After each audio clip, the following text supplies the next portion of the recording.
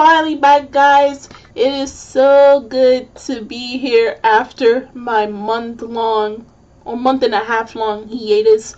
I am done with books for this semester. I am finally done with them. And I'm so glad. I was so busy with midterms, finals, presentations, papers. Oh god, I am so tired, but now I can finally catch up on the stuff that I have been missing on, which is my reviews and shows that I had to put on hold as well because I wanted to focus on my schoolwork, so that comes first. I had to prioritize which one was more important. Not that this isn't important, but I want to get out of school as soon as possible. So now that I'm back, here I am today with my double review of Nil Admirai no Tenbin with episodes 2 and 3. And if you haven't realized, behind me the television is no longer here. I'm actually using it for my gaming system, my PS4. I just started recently playing games after how many years? So I'm also kind of contemplating whether I should start a Twitch account or not. It's also pretty welcome to newbies as well. So if you guys have any games that you want to recommend me, of course I do not like horror, so you can't recommend me anything that's horror, okay? But I always want to play some Ultimate games if they're translated into English. I do enjoy fighting games. I do enjoy racing and adventure. I enjoy those stuff, except for horror. So you cannot recommend me horror. But I'm still contemplating on starting a Twitch account and really building my platform from there. So if I do plan on creating this Twitch account, I will tell you guys, so you guys can check out me grow. I may be horrible at first, but practice makes perfect. So to start with this double review, from what I can remember from, a month and a half ago, we know that Tsugumi is the main character, and she has the ability to see auras from these cursed books, or also known as cursed tomes. And how she came across this ability that she has is her brother was cursed by one. He had one, and it nearly led him to commit suicide and kill himself through burning himself. So he had to be put into a hospital. Now, this is when Fukurou, or the Imperial Library Intelligence Asset Management Bureau, that's a mouthful, so Fukurou, they came into play, and they realized she has this ability. So they said, come join us and help us to find these cursed tomes before any more incidents like your brother's occurs. So she joins them, and she becomes part of Fukurou as a member who has the ability to see the auras of these cursed tomes and put a stop to them and find out what is the reason behind them, and possibly who is the reason for these cursed books. So the second episode, not much really happened. It was basically just focusing on Tsugumi just getting used to being at Fukurou and understanding the ins and outs. As it was told in the second episode, there are two divisions within Fukurou. There is the investigation division and there is the research division. Within the investigation division, what they do is they try to search for these cursed books, so when they bring in the research team can examine them. Now, they do have a part where it's like basically a temporary cabin or such, where they keep all the books that they have gathered, all the cursed tomes that they have gathered, they keep them in there, and she's able to see all the auras there. Now, we were introduced to several new characters in this first episode. We did see a few in the first episode, but we never got their names. So the first one was Nabari, who used to work in her household when she was younger, but he left years earlier, and he too also has the ability to see auras. So hopefully within the future we see these two actually working together, because they both have the same ability to see them. Now, so that we were introduced to Hoshikawa, the boy with the two different eye colors, And at first, when I saw his character in the first episode, I thought he was going to give her problems.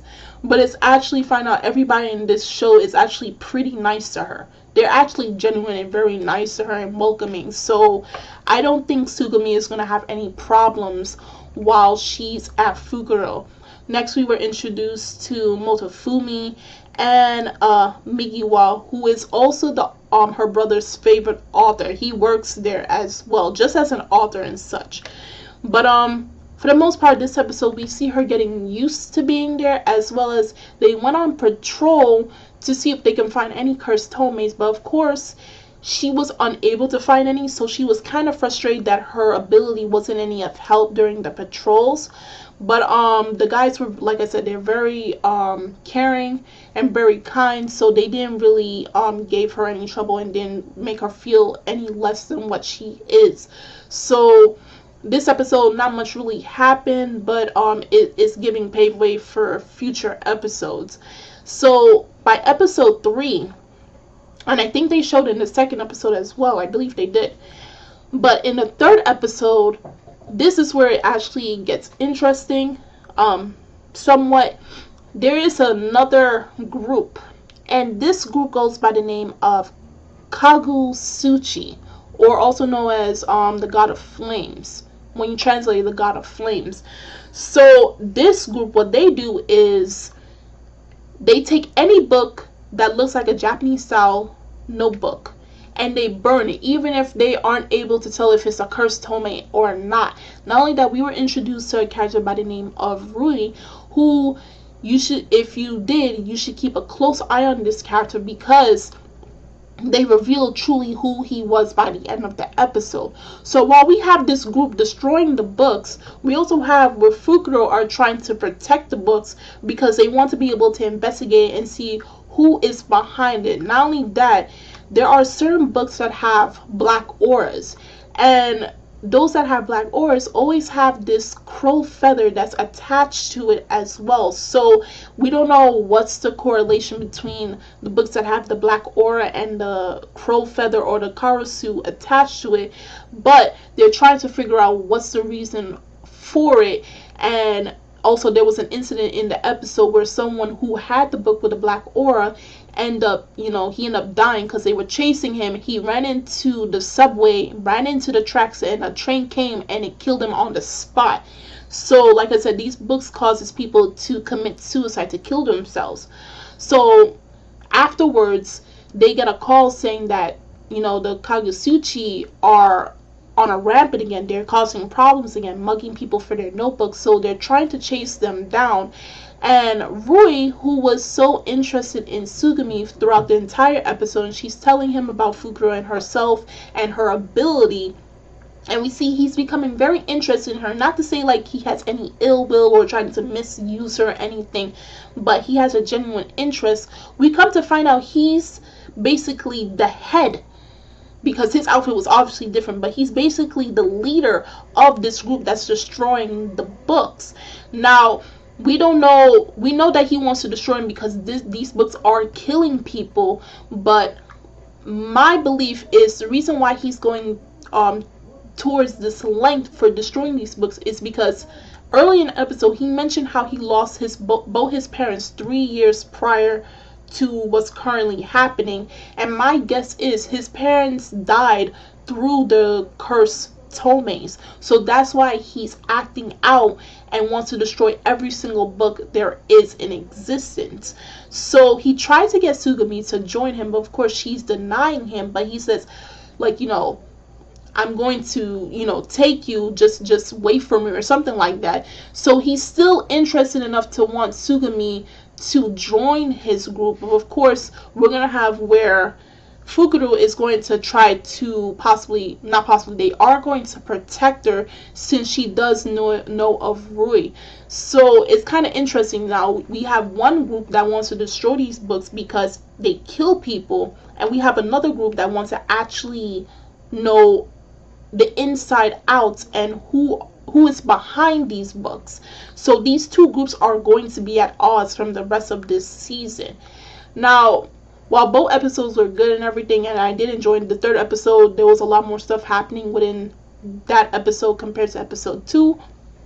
You know, the 3-episode ruling, whether I continue with this series or I drop this series. And I came to the conclusion that I am no longer going to review Nil Admirai no Tenbin, but I will continue watching this series because to me, I don't know, I don't see it as something that I would want to continue because I want to get more into the story and understand it a little bit more, and I don't think it will be something that is really review worthy all that much.